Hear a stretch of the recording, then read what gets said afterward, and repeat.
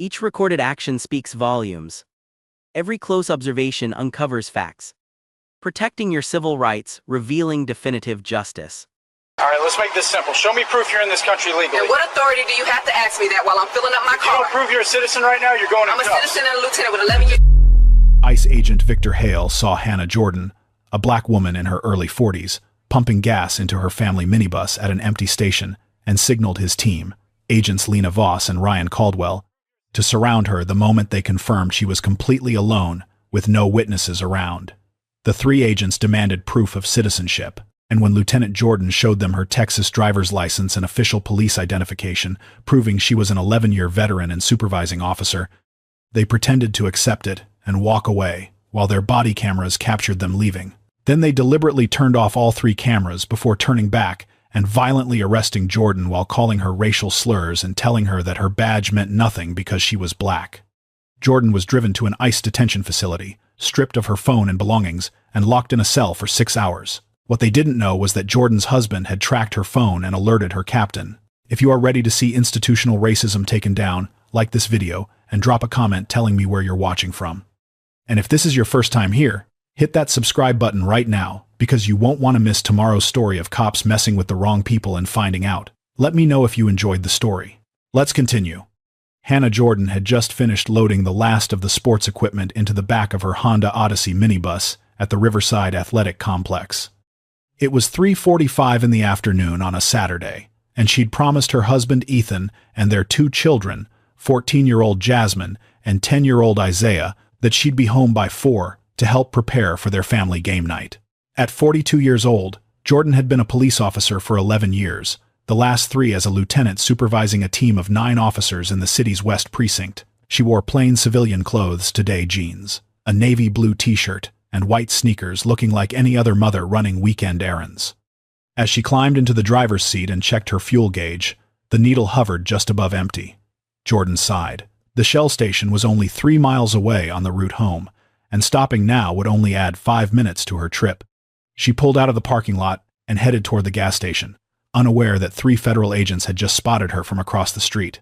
Victor Hale sat in the driver's seat of an unmarked black SUV with government plates, watching the athletic complex parking lot with the calculated patience of a predator. At 38 years old, Hale had spent 9 years with Immigration and Customs Enforcement, and in that time, he developed what he called an instinct for identifying undocumented immigrants. His 2 partners sat beside him, Lena Voss in the passenger seat and Ryan Caldwell in the back, both younger agents who'd learned to follow Hale's lead without question. When Hale saw Jordan loading children's gear into a newer minibus, something triggered in his mind. A black woman. Nice vehicle. Suburban neighborhood. Hale's jaw tightened as he watched Jordan drive away. The SUV's engine rumbled to life. Voss glanced at him, her eyebrow raised slightly. Hale said nothing, his gaze fixed on the taillights ahead. The minibus turned left onto Riverside Boulevard, maintaining the speed limit, signaling properly at each intersection. Hale kept 3 car lengths behind, professional and patient. When Jordan's minibus slowed and pulled into the Shell station on the corner of Riverside and 8th, Hale allowed a thin smile to cross his face. The lot was empty.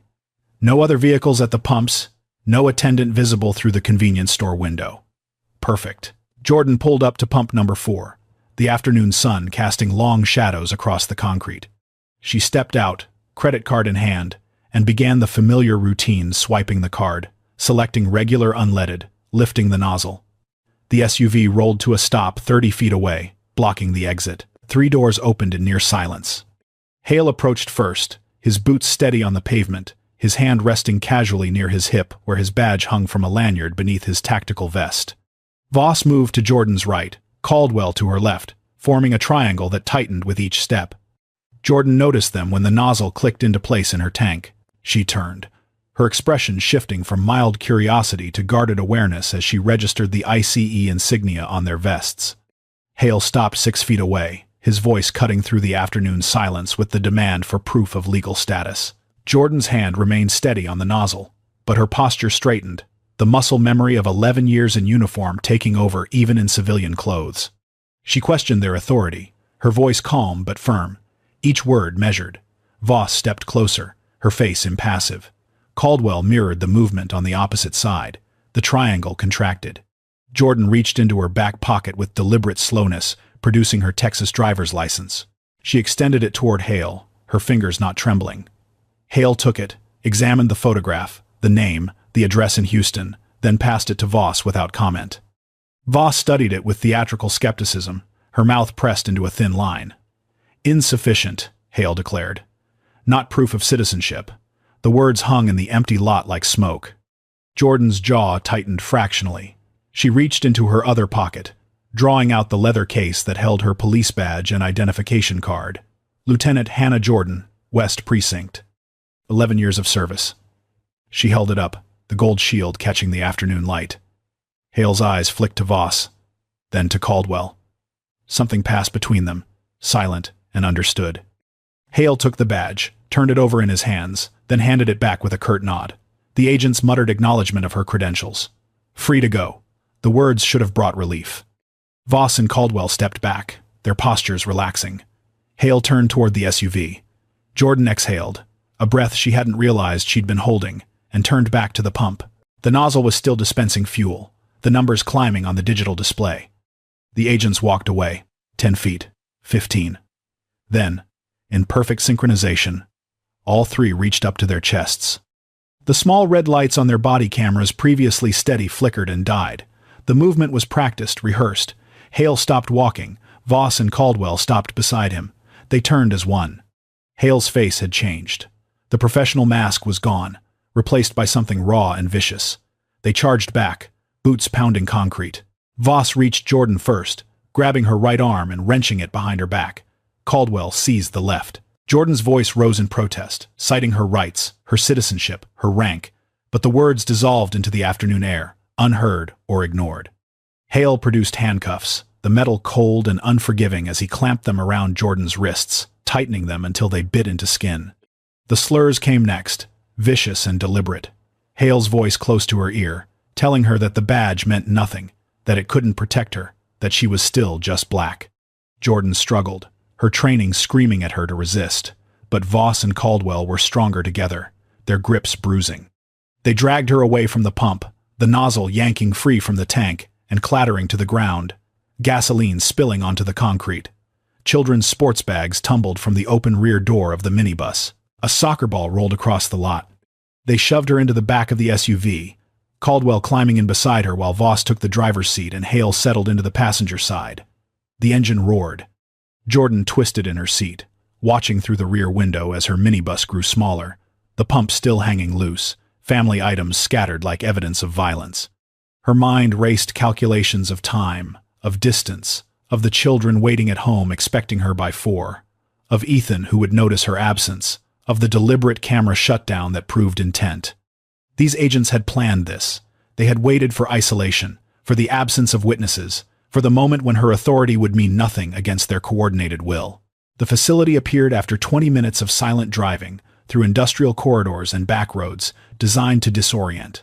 A squat concrete building surrounded by chain-link fencing topped with razor wire, no signs indicating its purpose, no markings suggesting federal oversight. Hale pulled her from the vehicle, his grip on her upper arm tight enough to leave fingerprints. Inside, fluorescent lights buzzed overhead, casting everything in sickly white. An intake officer sat behind bulletproof glass, barely glancing up as Hale recited fabricated claims of immigration violations, of suspicious behavior, of failure to produce adequate documentation.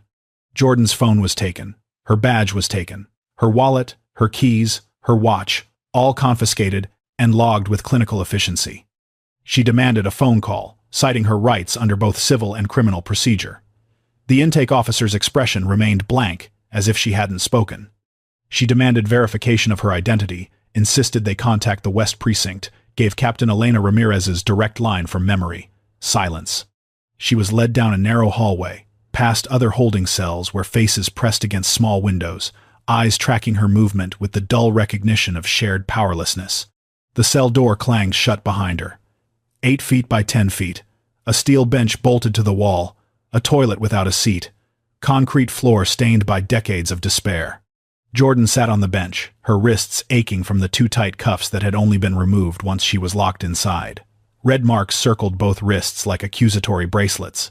She leaned back against the cold wall, her mind shifting from the immediate shock of assault to the methodical analysis her training demanded. But underneath the professional assessment ran another current one drawn not from her 11 years in uniform but from the 5 years she'd spent in secret, quietly earning a law degree through night classes and weekend study sessions while balancing motherhood and policing. She'd told almost no one, keeping the achievement private, viewing it as personal preparation for a future career shift she hadn't yet defined.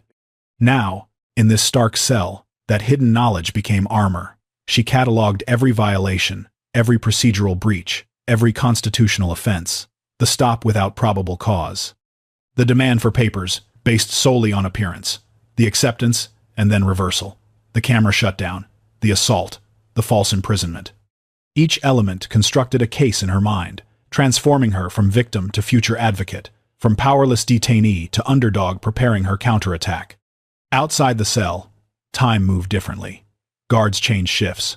Paperwork circulated.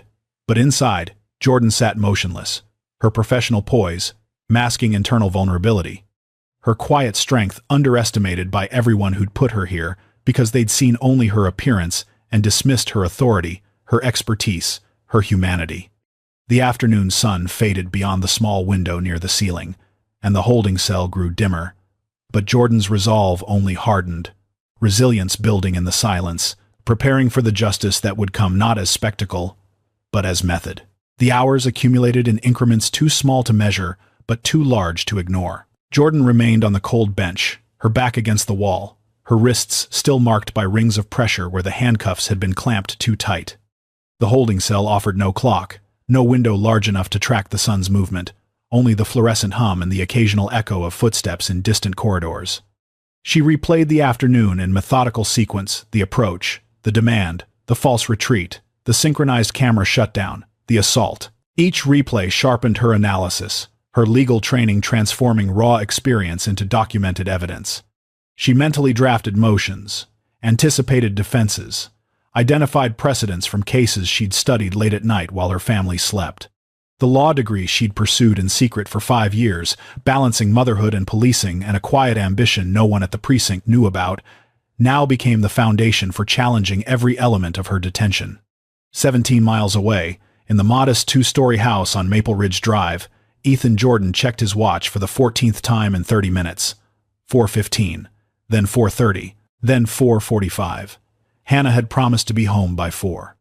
Game night started at 5, and Jasmine had already set up the board in the living room while Isaiah arranged snacks on the coffee table, both children oblivious to the growing tension in their father's posture. Ethan was an IT specialist for a mid-sized healthcare company, a man whose professional life revolved around systems, redundancies, and fail-safes. 2 years earlier, after a colleague's teenage daughter had gone missing for 6 hours during a hiking trip, Ethan had installed an advanced family location tracking app on every phone in the household, not out of paranoia, but out of the quiet conviction that preparation prevented panic. At 4:50, he opened the app. The screen loaded, displaying 4 icons representing 4 family members, 3 clustered together at the house. The 4th Hannah's sat stationary 17 miles southeast, pinned to an address Ethan didn't recognize. He refreshed the screen. The icon didn't move. He cross-referenced the address through a mapping service. The result sent ice through his chest. ICE Detention Facility, Clearwater Industrial Park. He refreshed again, ruling out GPS drift, ruling out app malfunction, his technical expertise confirming what his instincts rejected. His wife, a police lieutenant with 11 years of service, was being held at an immigration detention center. Ethan pulled up his contacts, scrolling past family and friends until he found the number Hannah had given him years ago with specific instructions. Only for emergencies. Captain Elena Ramirez, West Precinct. The call connected on the second ring. Ramirez had been sitting in her living room, halfway through a glass of wine and a documentary about migratory birds, when her phone buzzed. Ethan's voice came through urgent but controlled, delivering information in compressed bursts. Hannah's absence, the location data, the detention facility, the improbability bordering on impossibility. Ramirez listened without interrupting, her mind already assembling the pieces into a picture she didn't want to see but couldn't ignore. A veteran lieutenant held on immigration grounds. The calculation took seconds. She set down the wine glass, grabbed her keys and uniform jacket, and headed for the door. The drive to the Clearwater facility took 23 minutes. Ramirez spent them running through scenarios, each more troubling than the last. By the time she pulled into the parking lot empty, except for 3 unmarked government vehicles, her expression had hardened into the mask she wore when politics and procedure collided. She walked through the front entrance in full uniform, her captain's insignia visible, her posture projecting authority that had been earned through 2 decades of navigating institutional resistance. The intake officer behind the bulletproof glass looked up without interest. Ramirez presented her identification and stated her purpose with clinical precision. She was there to retrieve Lieutenant Hannah Jordan, currently being held without cause, and she had location data proving Jordan's presence in this facility. The officer's expression remained blank, professional indifference, masking whatever instructions he'd been given. He checked his computer, scrolled through records, then looked back at Ramirez with manufactured confusion. No one by that name in the system. No record of any detention matching that description. Ramirez leaned closer to the glass, her voice dropping to a register that conveyed both threat and promise. She mentioned FBI oversight of detention facilities. She mentioned media scrutiny of federal misconduct. She mentioned her direct line to the regional director and her willingness to make calls that would trigger audits, investigations, and the kind of attention that ended careers. The officer's expression flickered.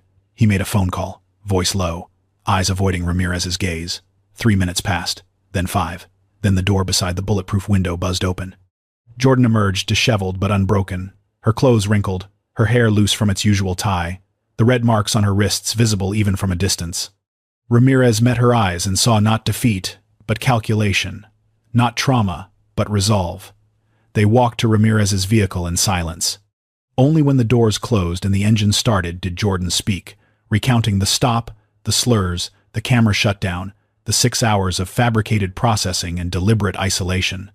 Ramirez listened, her hands tight on the steering wheel, and somewhere in the middle of Jordan's methodical recitation, Jordan revealed the detail she'd kept private, even from most colleagues.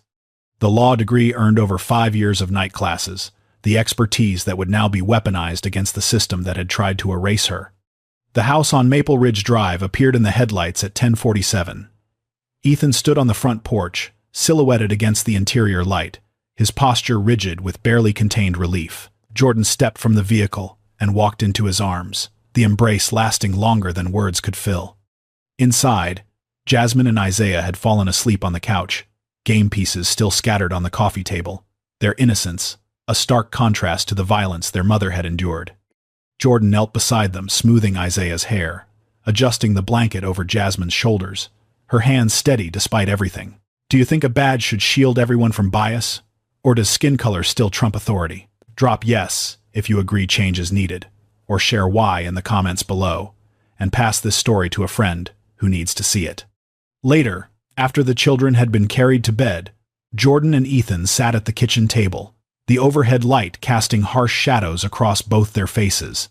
She recounted details she'd omitted in Ramirez's presence, the specific slurs, the deliberate coordination of the camera shutdown, the premeditation evident in every action. Ethan's jaw tightened with each revelation, his technical mind already constructing digital trails, metadata, location histories.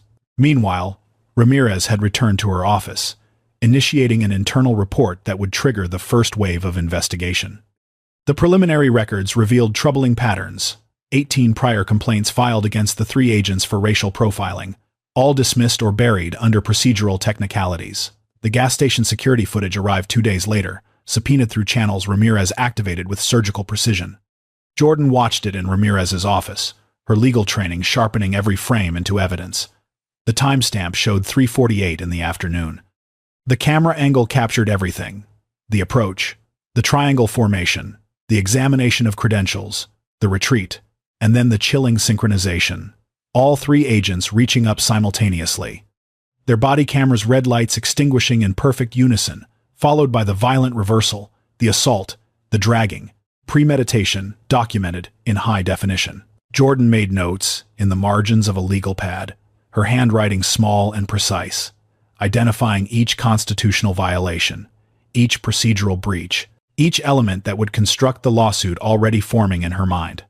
The transformation had begun from victim to advocate, from powerless detainee to underdog with hidden expertise, from someone the system had tried to erase to someone who would rewrite the rules. The security footage would go viral within weeks, viewed millions of times. But in that moment, in Ramirez's office with the video paused on the frame, showing 3 cameras going dark, Jordan saw not spectacle but method, not outrage but strategy, not the end of her humiliation but the beginning of systemic change. The civil rights attorney Jordan selected had spent 23 years litigating federal misconduct cases, building a reputation for methodical dismantling of institutional defenses. But when Jordan walked into his office 4 days after her detention and began outlining her case with the precision of someone who'd earned a law degree in secret over 5 years of night classes, the attorney recognized something rare, a client who could co-strategize rather than merely cooperate.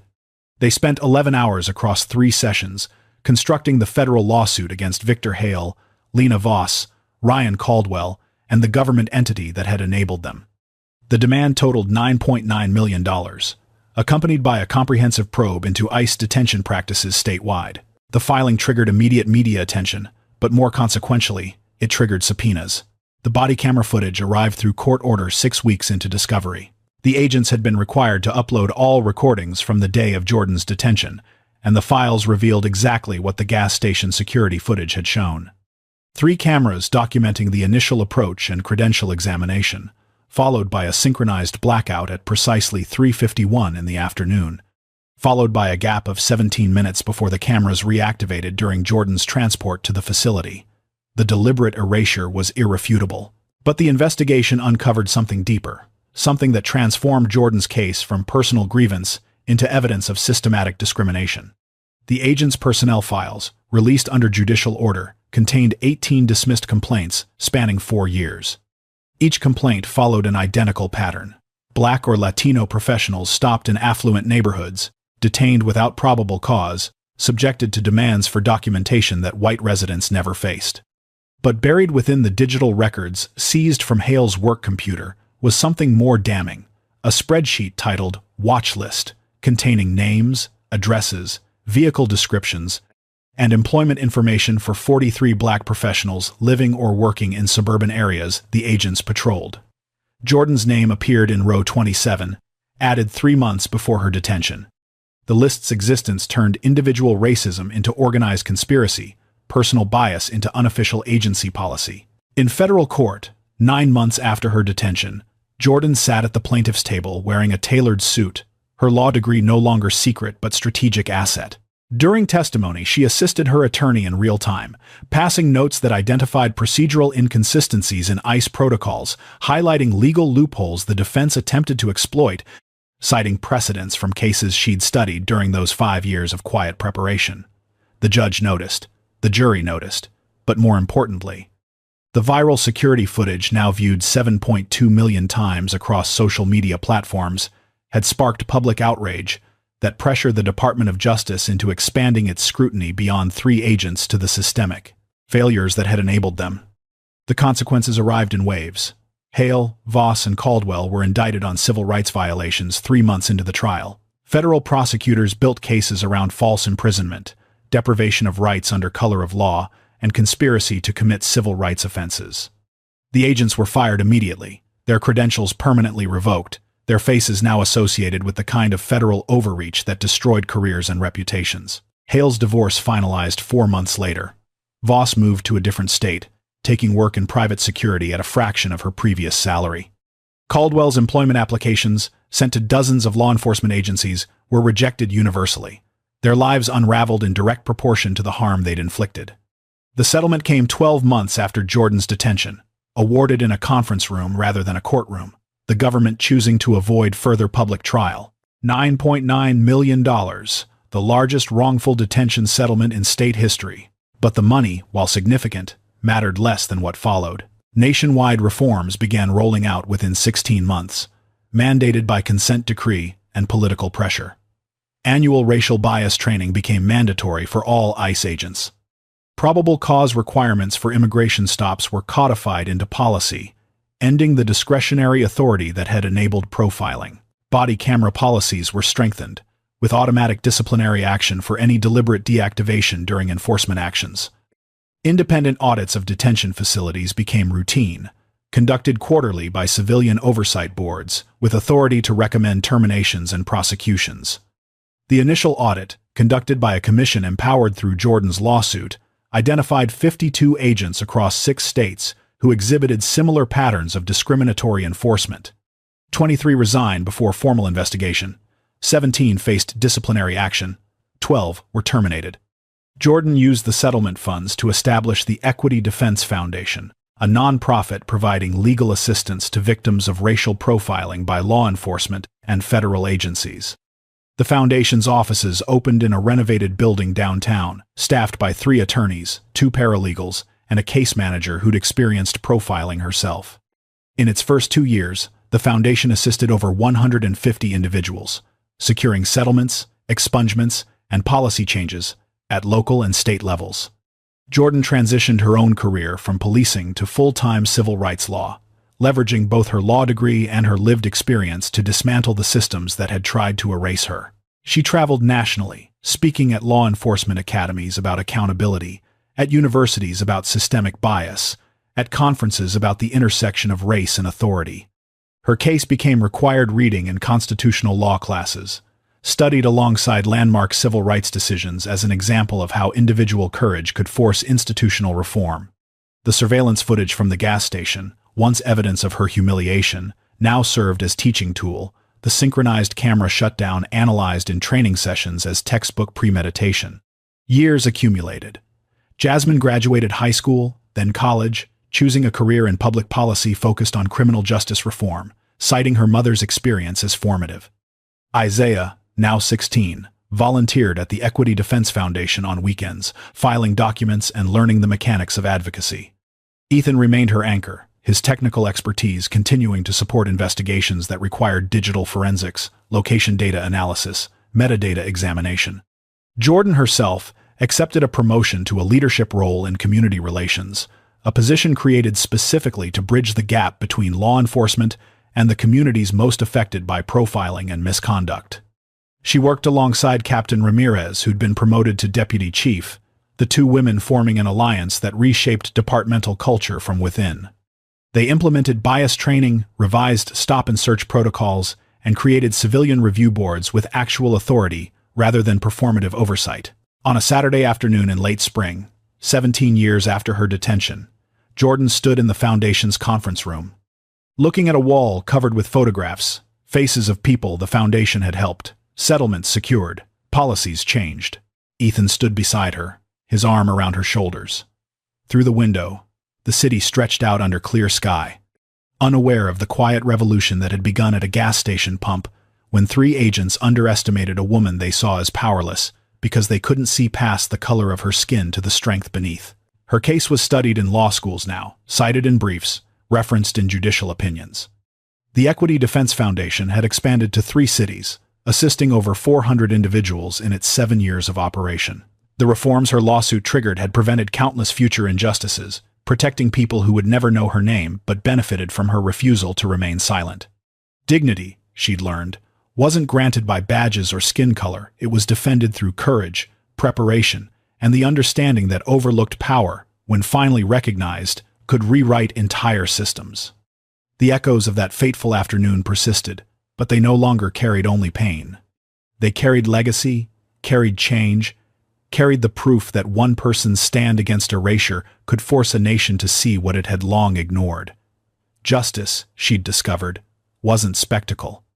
It was method, and she'd become its instrument, transforming humiliation into reform, victimhood into advocacy, silence into a voice that would speak for generations who came after, ensuring that pumping gas while black would never again be treated as grounds for detention, that authority would be recognized regardless of skin color, that hidden strength would rise when the system least expected it, and that truth, pursued with endurance, would always outlast the forces that sought to bury it. If you like this video, make sure to hit that like button, subscribe, and turn on the notification bell so you don't miss the next story. Share this video with someone who would appreciate it, and let's keep building this community together. And before you go, drop a comment below.